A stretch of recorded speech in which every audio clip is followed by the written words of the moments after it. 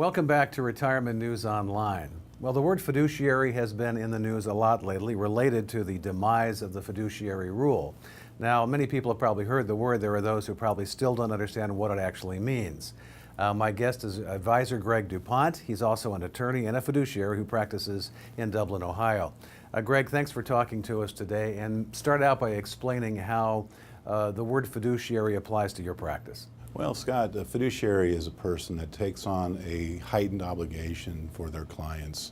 The fiduciary that we've heard a lot about over the course of the last 18 months is referring to fiduciary standard, which is a standard that was attempted to be imposed upon the financial services industry in general, but it was fought back.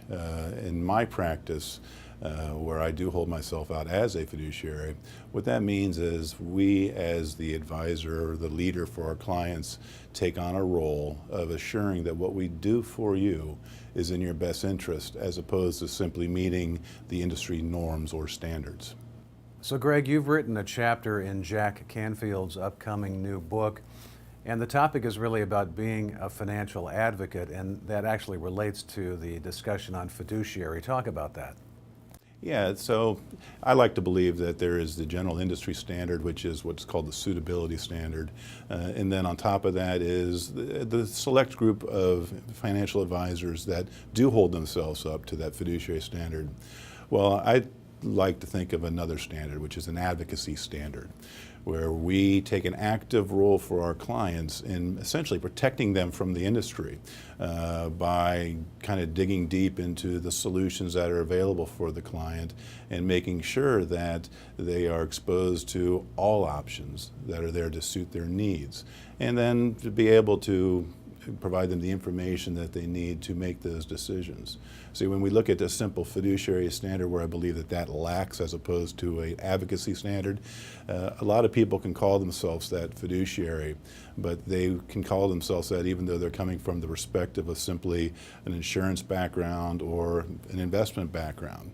And I believe an advocacy standard is a little higher than that. That is where someone takes the position of saying that, well, there are solutions that come from the insurance world, solutions that come from the investment world, or solutions that come from the legal world.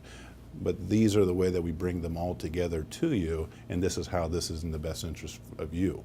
I think a lot of people would just assume that all advisors are fiduciaries, and that's just not the case, is it?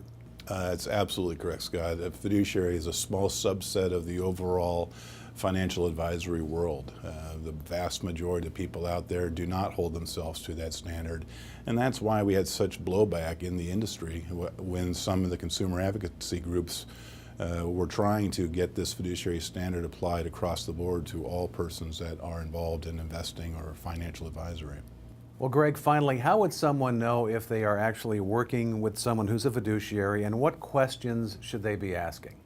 Well, first and foremost, they should just flat out ask them if they are a fiduciary. And if they are upright, they will obviously answer that question in a forthright manner. But above and beyond that, there are certain designations that do indicate fiduciary. So, for example, I'm a certified financial planner as well as being a practicing attorney.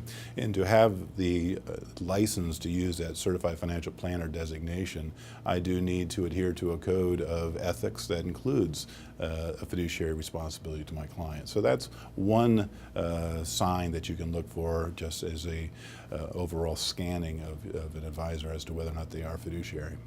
Great, Greg. Thanks again. Thank you, Scott. That's Greg DuPont in Dublin, Ohio, and thank you for watching Retirement News Online.